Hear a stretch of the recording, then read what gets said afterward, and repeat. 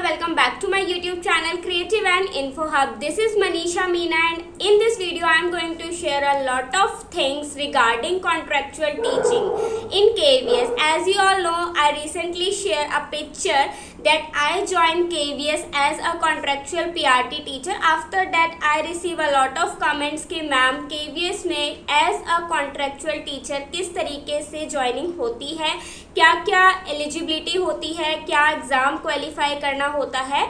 So overall question ये था कि अगर आपको KVS में कॉन्ट्रेक्चुअल टीचर बनना है तो उसका क्या प्रोसीजर होता है.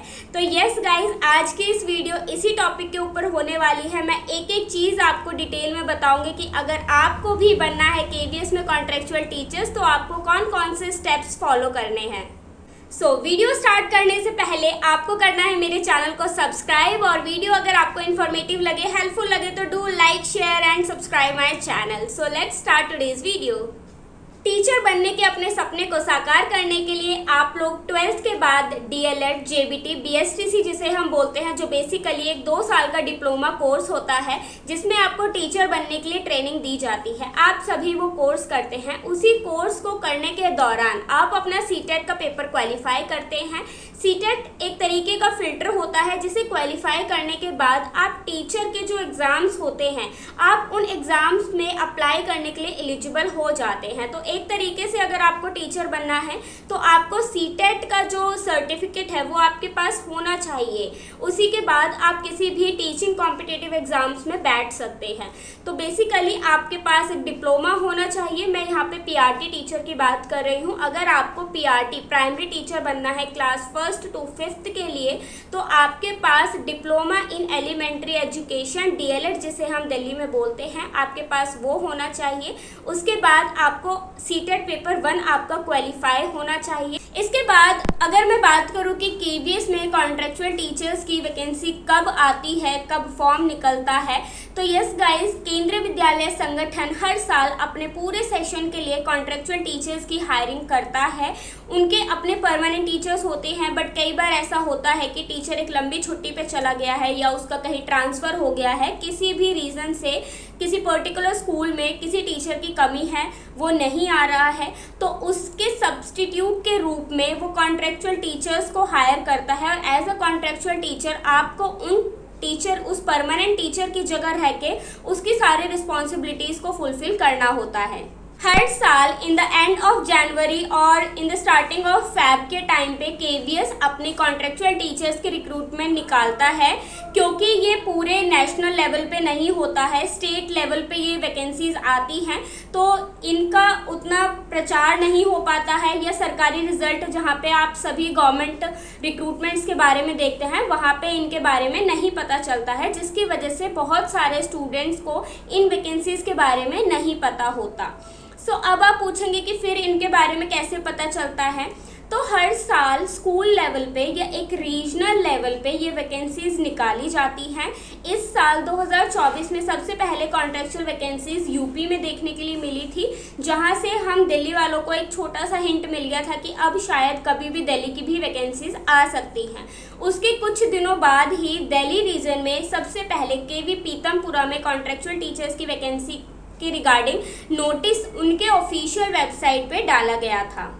तो सेम इसी तरीके से आप भी एक एक करके अपने आसपास के जो भी KV स्कूल्स हैं आप उनकी ऑफिशियल वेबसाइट को चेक कर सकते हैं. आपको सिंपली गूगल क्रोम पे जाना है और वहाँ पे स्कूल का नेम डालना है. फॉर एग्जांपल मेरे आसपास KV जनकपुरी है, दिल्ली कैंट है, विकासपुरी है, टैगोर गार्डन है, तो हम सिंपल डालेंगे KV जनकपुरी और KV जनकपुरी की वेबसाइट आपके सामने ओपन हो जाएगी. वहाँ पे जो उनका नोटिस वाला टैब होगा उसमें रिक्रूटमेंट करके आपको मिल जाएगा.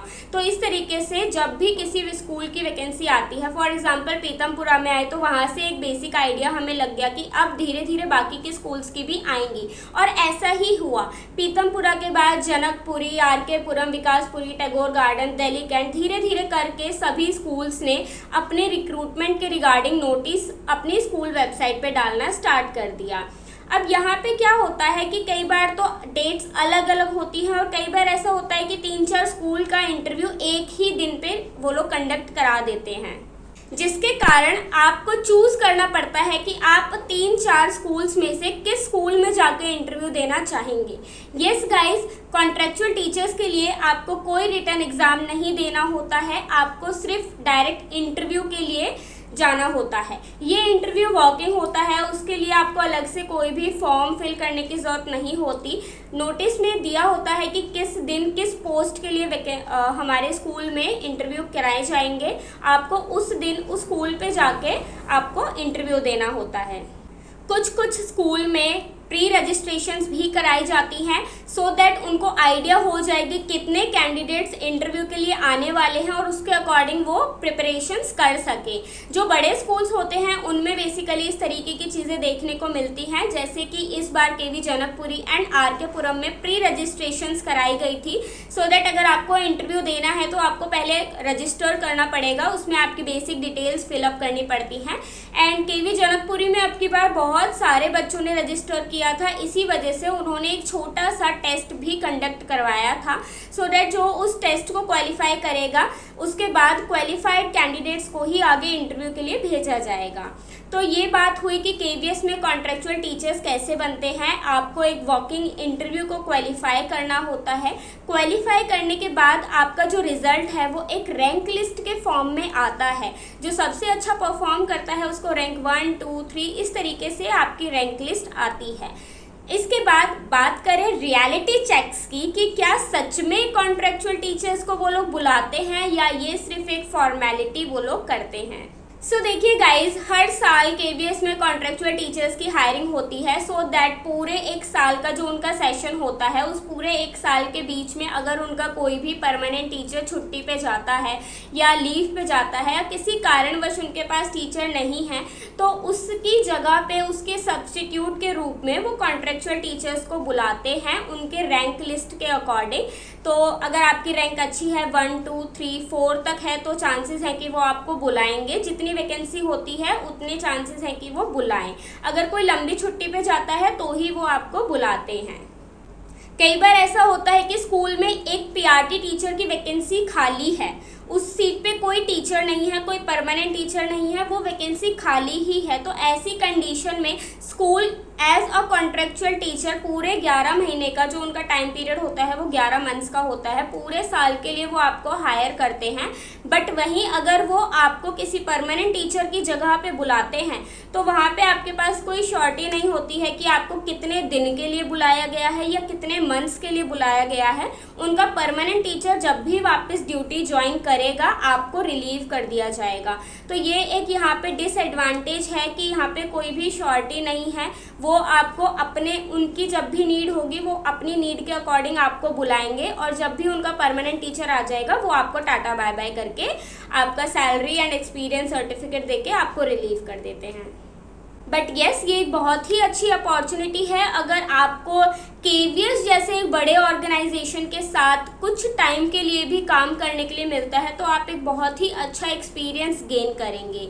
अभी रिसेंटली जुलाई के स्टार्टिंग में मेरे पास भी केंद्रीय विद्यालय नंबर 4 दिल्ली कैंट से कॉल आया था as a contractual PRT teacher. उन्होंने मुझे हायर किया था। वहाँ पे जाने के बाद भी जो वहाँ की हेड मिस्ट्रेस मैम थी उन्होंने मेरा अलग से इंटरव्यू लिया था, डेमो क्लासेस हुई थी एंड देन उन्होंने मुझे फाइनली हायर किया था।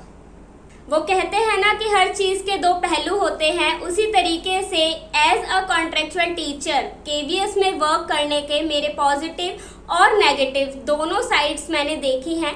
दूर से देखने में तो बड़ा अच्छा लगता है कि यार हम भी काश केवीएस ज्वाइन कर पाते, but as a contractual teacher इसकी बहुत सारी नेगेटिव साइड्स भी हैं जो मैं अब रह के वहाँ पे देख रही हूँ। वो भी मैं जल्दी आपके साथ शेयर करूँगी कि मैंने ऐसा क्यों बोला। उसके लिए मेरी इस चैनल पे मैं एक और वीडियो आपके साथ डिटेल में शेयर करूँगी कि केवीएस में as a contractual teacher work करने के क्या क्या नेगेटिव साइड्स हैं।